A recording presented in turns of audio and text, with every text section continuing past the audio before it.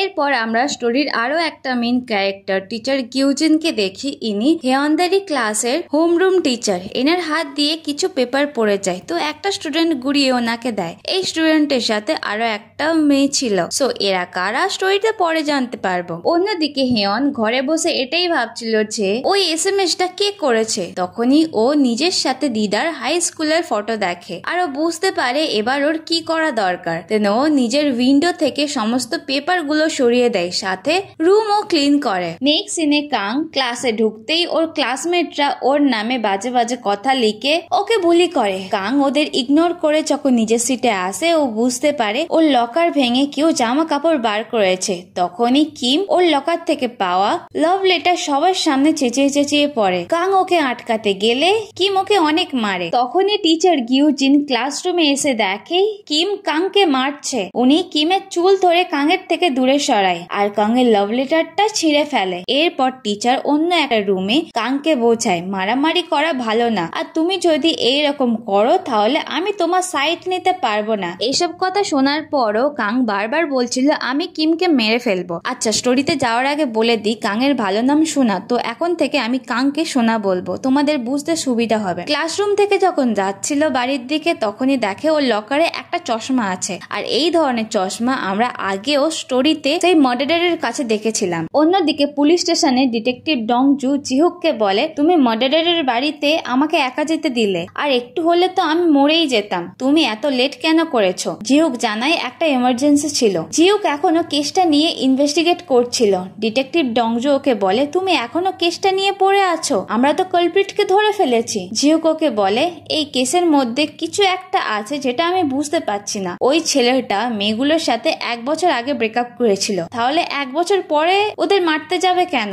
এরপর ও room number 330 আসে আর পুরো ঘরটা সার্চ করে। একটা রুমে ও অনেক লাইন দেখতে পায় যেগুলো মার্ডারার এঁকেছিল। এগুলো দেখে ও বুঝতে পারে না। অন্যদিকে সুনা যখন চশমাটা পরে ও নিজের মাথায় একটা লাইন দেখতে পায়। ও লাইনটাকে ধরার চেষ্টা করে বাট ধরতে পারে না। তখনই আঙ্কেল ঘরে আসতেই ও আঙ্কেলের মাথায় অনেক লাল লাইন দেখতে পেয়ে ও ভয়ে চেঁচায় আর সঙ্গে সঙ্গে বাড়ি থেকে বেরিয়ে যায়। ও আকাশের দিকেই দেখছিল। এই সময় হেয়ন ওকে দেখে। সোনা চশমা পরার পর সবার মাথায় লাল লাইন দেখতে পাচ্ছিল। কিছু কিছু লাইন তো ওপরের দিকে যাচ্ছে আর কিছু কিছু লাইন তো একে অপরের সাথে কানেক্ট হয়েছে। সো ও বুঝতে পারে এই লাইনগুলোর মানে কি। পরের দিন স্কুলে যাওয়ার সময় জিহুক সোনাকে স্কুলে ড্রপ করে দেওয়ার কথা বললে সোনা ওর মাথায় অনেকগুলো লাইন দেখে মনে করে আমার আঙ্কেল 1 নম্বরের প্লে বয়। আজ স্কুলে আসার সময় সোনা খুবই হ্যাপি ছিল। চশমা পরার পর ও নিজেকে স্পেশাল ভাবছিল। ও স্কুলের মধ্যে দেখে ওদের হোমরুম টিচার ছাড়া সবার মাথায় লাল লাইন আছে। এর মানে ও বুঝতে পারে টিচার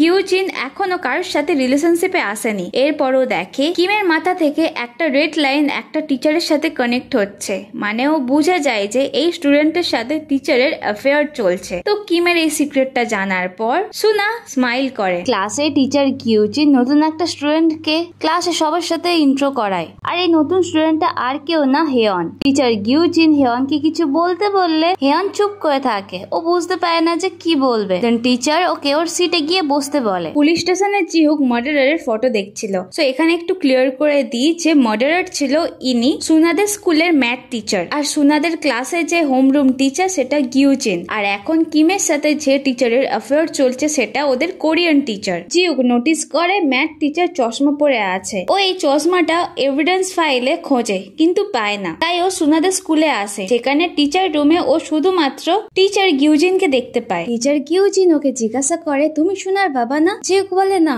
আমি ওর আঙ্কেল। এটা শুনে গিউজিন বলে এই জন্য তুমি এত ইয়ং। জিহুক স্মাইল করে। টিচার সুনার ব্যাপারে কথা বললে জিহুক বলে আমি এখানে ওর ব্যাপারে না, অ্যাকচুয়ালি একটা মার্ডার কেসের ব্যাপারে ইনভেস্টিগেট করতে এসেছে। এরপর ওরা দুজন মিটিং রুমে কথা বলে। জিহুক ওকে জানায় লাস্ট ইয়ার এখানে যে ম্যাথ টিচার ছিল সে এই কেসের আসল কালপ্রিট, এখন সে মারা গেছে। এটা শোনার পর টিচার খুব শকড হয়। দেন জিহুক ওকে জিজ্ঞাসা করে তুমি কি ম্যাথ টিচারকে কোনো চশমা পরতে দেখেছো? টিচার গিউজিন বলে না, আমি কখনো দেখিনি। এদের কথা বলা হয়ে গেলে জিহুক চলে যাচ্ছিল। টিচার ওকে বলে সোনার ক্লাস এবার শেষ হবে, তুমি ওর সাথে দেখা করে যাও। জিহুক বলে ও যদি জানতে পারে আমি এখানে এসেছি তাহলে হয়তো রাগ করতে পারবে। দেন ও নোটিস করে টিচারের জামার সামনের বোতাম খোলা রয়েছে। এটা ও টিচারকে বলতে টিচার ওর সামনেই নিজের জামার বোতাম ঠিক করে। এরপর স্কুলের ছাদে কিম আর সোনাকে দেখি। কিম সোনাকে থাপ্পড় মারে, ওর চোখ থেকে চশমা পড়ে যায়। দেন সোনা আবার ওই চশমা লাগিয়ে ওর সামনে যখন দাঁড়ায়, কিম ওকে সেকেন্ড বার থাপ্পড় মারতে যাচ্ছিল।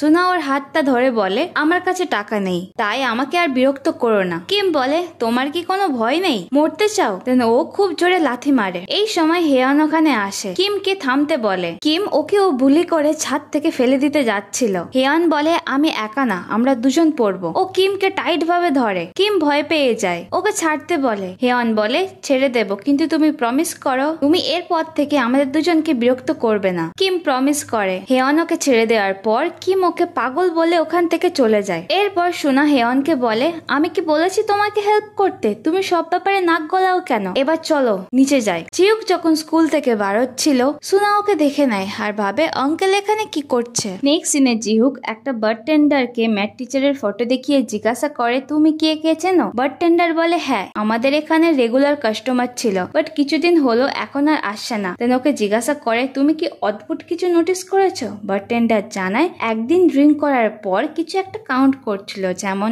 1 2 3 4, কিন্তু অন্য একটা কাস্টমারের সাথে ঝগড়া হওয়ার পর আর এখানে আসে না। সো এখানে বোঝা যাচ্ছে ম্যাথ টিচার কার মাথায় কটা লাইন আছে সেটা কাউন্ট করছিল। দেন বারটেন্ডার জানায়, উনি কিন্তু চশমা পরতেন। ইনভেস্টিগেট করার পর জিউক যখন ওখান থেকে চলে যাচ্ছিল, তখন একটা মেয়ে ওর সাথে ফ্লার্ট করে। আর নেক্সট সিনে দেখি ওই মেয়েটাই জিউককে নিয়ে রুমে যাচ্ছে।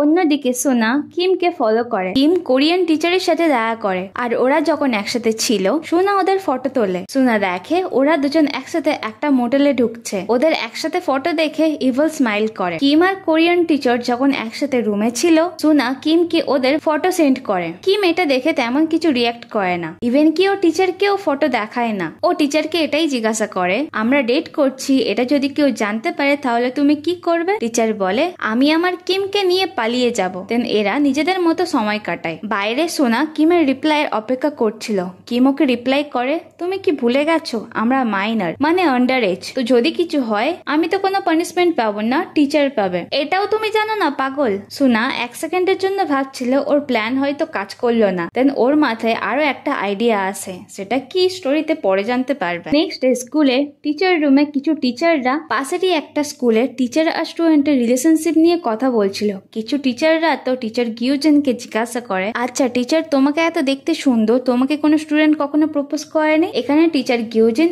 একটু লজ্জায় পড়ে যায়। অন্য একটা টিচার এমনটা জিজ্ঞাসা করতে মানা করে। এরই মধ্যে কোরিয়ান টিচার দেখে একটা আননোন নাম্বার থেকে ওনার আর কিমের ফটো পাঠায়, আর সাথে 20 মিলিয়ন ক্যাশের ডিমান্ড করে। সো এখানে আমরা বুঝতে পারি এটা আর কেউ না, সোনা পাঠিয়েছে। কোরিয়ান টিচার খুবই ভয় পেয়ে যায়। দেন হেয়ন আর সোনাকে একসাথে স্কুলে আসতে দেখি। সোনা জিজ্ঞাসা করছিল, 20 মিলিয়ন ওয়ান দিয়ে কি একটা বাড়ি কেনা যাবে? হেয়ন বলে, জানি না। কেন? সোনা জানায়, ও আঙ্কেলের সাথে থাকতে চায় না, কারণ আঙ্কেল ওকে নিয়ে খুব একটা কেয়ার করে না, আর একদিন না একদিন ওকে তো একা থাকতেই হবে, লাইফটা সার্ভাইভ করতে হবে। হেয়ন ওকে বলে, অ্যাটলিস্ট তোমার কাছে একটা আঙ্কেল আছে। সোনা জিজ্ঞাসা করে, তোমার মা কি বেঁচে আছে? হেয়ন বলে, জানি না। সোনা বলে, হ্যাঁ, যদি বেঁচে থাকতো তাহলে তোমার সাথে কন্ট্যাক্ট করতো। এটা শুনে হেয়নের খারাপ লাগে। রাত্রেবেলা আশেপাশের অ্যাপার্টমেন্টের ফ্যামিলি দেখে ও নিজের ফ্যামিলিকে খুব মিস করে। পরের দিন স্কুলে টিচার রুমে কোরিয়ান টিচার কিমকে ক্লাসে ঘুমানোর জন্য বকাবকি করছিল, আবার প্রাইভেটে মিট করে ওকে সরি বলে। দেন টিচার ওকে জানায় কেউ ফটো দেখিয়ে থ্রেট দিয়েছে ওনাকে। কিম বলে ওটা সোনা পাঠিয়েছে। কোরিয়ান টিচার অবাক হয়। উনি জিজ্ঞাসা করে, তোমাদেরই ক্লাসের সোনা? কিম বলে, হ্যাঁ। কোরিয়ান টিচার চিন্তায় পড়ে যায় যে সোনা কি করে জানতে পারলো। এখানে কথা বলার সময় এটা বোঝা যায় যে এই ফটোর ব্যাপারে কিমের তেমন কোনো চিন্তাই নেই। এরপর কিম সোনাকে করিডোরে দেখে। সোনা এখন অনেক নতুন ফ্রেন্ড বানিয়েছে। এখন ও এই চশমার জন্য সবার রিলেশনশিপ দেখতে পায়, তাই কিছু স্টুডেন্ট বা কিছু টিচারকে ব্ল্যাকমেল করছে। ওর বিহেভিয়ার পুরো চেঞ্জ হয়ে যায়। এটা হেয়ন ও নোটিস করে। দেন হেয়ন দুটো টিচারের কথা শুনে পুরো ম্যাটারটা বুঝতে পারে। সোনা যখন ওয়াশরুমে ছিল, হেয়ন ওকে ওই গ্লাসের ব্যাপারে জিজ্ঞাসা করে, তুমি কিছু দেখতে পাও? সোনা বলে, কি বলছো তুমি? হেয়ন বলে, রেড লাইন আমিও দেখতে পাই। সোনা বিশ্বাস করছিল না, তাই হেয়ন ওদের ক্লাসমেটদের মাথায় বা কোন টিচারের সাথে কার রিলেশনশিপ ছিল বা কারটা লাইন আছে সবকিছু সোনাকে বলে। দেন সোনার বিশ্বাস হয়। হেয়ন সোনাকে ওয়ার্নিং দেয় যে এটা ডেঞ্জারাস। আমাদের বিল্ডিং এও যে মার্ডারার ছিল সেও এস লাইন দেখতে পেত। সোনা বলে, ও এটার আবার একটা নামও আছে, এস লাইন। হেয়ন ওকে জিজ্ঞাসা করে, তুমি এটা কোথা থেকে পেয়েছো?